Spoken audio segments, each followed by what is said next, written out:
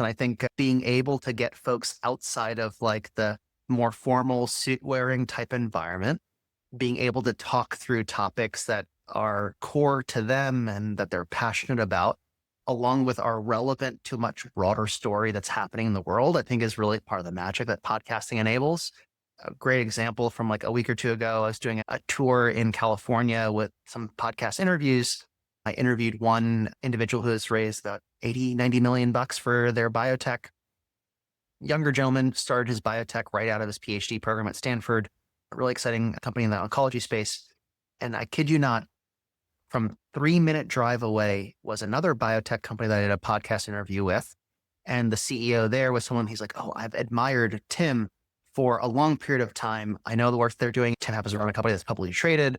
And he's like, I'd love to kind of meet with him. And I'm like, well, you guys are literally 3 minutes away from each other.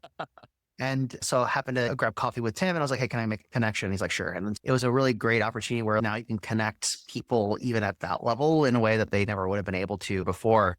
And the podcast just became that sort of venue to do it.